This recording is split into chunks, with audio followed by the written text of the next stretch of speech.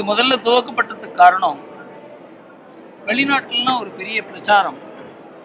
நம்ம நாட்டினுடைய ஆன்மீகத்தில் மனித நேயம் குறைவுங்கிற ஒரு எண்ணம் ஒரு 100-150 ஆண்டுகளாகவே பரப்பப்பட்டு நம்ம நாட்டினுடைய ஒரு தலைவரே இந்த கருத்தை கூறியது. அப்போ நான் பல ஆன்மீக இயக்கங்களோட எனக்கு ஒரு 20 ஆண்டுகளாக தொடர்பு உண்டு. அவங்க பண்ணுற வேலையெல்லாம் பார்த்து இதெல்லாம் வெளியிலேயே வரலையே, அதனால தான் இந்த மாதிரி நம்ம நாட்டை பற்றிய ஒரு தவறான கருத்து ஏற்பட்டிருக்குன்னு சொல்லி என்ன பண்ணலான்னு ராமகிருஷ்ணா மேடம், நம்ம சின்மயா மேடம் இவங்களோடலாம் உட்காந்து எப்படியாவது இந்த தவறான அபிப்பிராயம் இருக்கிறத மாற்றணும்னு சொன்னபோது எங்கள் எல்லார் மனதிலையும் இந்த எண்ணம் உதித்தது. ஏதாவது ஒரு கண்காட்சி நடத்தலாம், இந்த கண்காட்சியின் மூலமாக என்னென்ன மாதிரி சேவைகள் நடக்குதுங்கிறத எடுத்து கூறும்பொழுது மக்களுக்கும் புரியும், பத்திரிகைகளுக்கும் புரியும். ஏன்னா இது யாரும் போய் எங்கெங்கே என்னென்ன சேவை நடக்குதுன்னு ஆராய்ந்து எழுத போவதில்லை. இது ஏதாவது ஒரு இடத்துல அதை காண்பித்தால் அதன் மூலமாக வெளியில் வரும்னு தான் முதல்ல ஆரம்பித்தோம். ரொம்ப குறைவான ஒரு பள்ளிக்கூடத்தில் ஒரு 30-35 அமைப்புகள் சேர்ந்து அந்த கண்காட்சியை நடத்தினாங்க. அதுக்கப்புறம் 98 ஆச்சு, 120 ஆச்சு, 160 ஆச்சு, 200 ஆச்சு. இப்போ இந்த ஆண்டு கிட்டத்தட்ட 300 இயக்கங்கள் இதில் பங்கு பெறுகிறார்கள். இதில் இன்னொன்றும் எங்கள் மனதில் தோணித்து, நிறைய பள்ளிக்கூடங்கள்லேருந்து மாணவர்கள் பார்க்க ஆரம்பித்தாங்க. அவங்களுக்கு எல்லாமே இவ்வளோ சேவை நடக்குதா நம்ம ஆன்மீகத்தின் மூலமாக? அப்படிதான் நம்ம ஆன்மீகத்தில் என்னென்ன கருத்து பொதிந்திருக்கிறது, அது நவீன வாழ்க்கை முறைக்கு, யதார்த்த வாழ்க்கை முறைக்கு எவ்வளோ அவசியம், இன்றைய சவால்களுக்கு இது எப்படி ஒரு பதிலாக அமைய முடியும், இது வாழ்க்கையை மாற்றக்கூடிய சித்தாந்தங்களும் சிந்தனைகளும் இதில் பொதிந்திருக்கிறதுனால அதையெல்லாம் ஆராய்ந்த பிறகுதான் நீங்கள் இந்த மத்திய அரங்கில் பார்த்தீங்கன்னா 6 முக்கியமான சித்தாந்தங்களை அடிப்படையாக வைத்து இந்து ஆன்மீகத்துக்கும் எப்படி யதார்த்த வாழ்க்கை முறைக்கும் ஒரு உறவு, ஒரு பந்தம், ஒரு நெருக்கம், அது ஒன்றைக்கொன்று எப்படி பாதுகாக்கிறதுங்கிறத சென்ற ஆண்டிலிருந்து இந்த கண்காட்சியே ஒரு சித்தாந்தபூர்வமான கண்காட்சியாக மாற்றினோம். அதை தான் இங்கே பார்க்குறீங்க. 2 விதமான இது இருக்கு.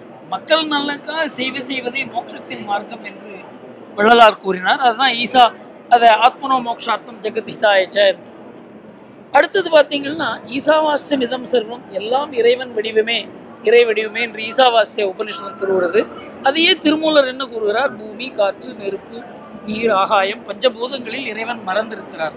மரத்தில் மறைந்தது மாமத யானை, மரத்தை மறைத்தது மாமத யானை. அந்த இது தெரியும், திருமூலர் கூறியது.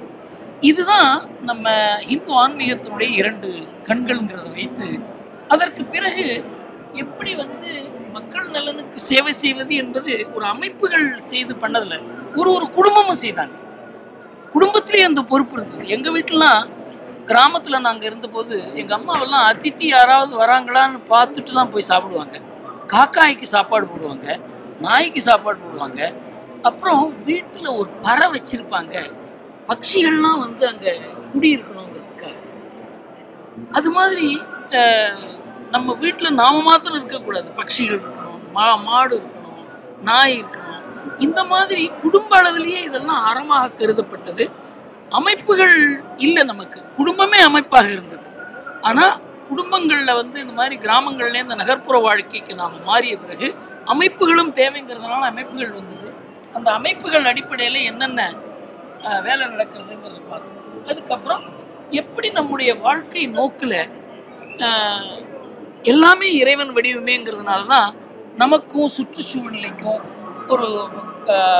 ஒரு மரமோ, காடோ, நதியோ, மலையோ எல்லாவற்றுக்கும் நமக்கும் தொடர்பு இருக்குங்கிறத இந்த ஹிந்து, புத்தம், ஜெயின, சீக்கிய ஆன்மீகம் எல்லாமே இதை தான் கூறுகிறது. பார்த்தீங்கன்னா இந்து என்ன கூறுகிறதோ ஹிந்து அதே தான் புத்தம் கூறுகிறது. நீர், நெருப்பு, பூமி, காற்று ஆகிய 4 பூதங்களும் மனிதனும் ஒரே ஆகாயம் அல்லது சூன்யத்திலிருந்து தான் உருவாகின. காலச்சக்கர தந்திரா அதில் எழுதி. ஜெயனம் நீர், நெருப்பு, பூமி, காற்று, ஆகாயம் ஆகிய பஞ்சபூதங்களும் ஜட பொருள்கள் அல்ல, அவைகளுக்கு ஆத்மா உண்டு. பகவான் மகாவீரர் ஆச்சாரிய சொல்றார்.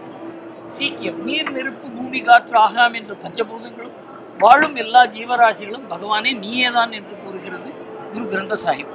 பார்த்தீங்கன்னா நம்ம நாட்டில் தோன்றிய எல்லா ஆன்மீக நீரோட்டங்களும் மனிதனுக்கும் இயற்கைக்கும் வாழ்க்கை முறையில் ஒரு நெருங்கிய தொடர்பு இருக்கிறது என்பதை கூறுவதனால நமக்கும் கடமைகள் இருக்கிறது.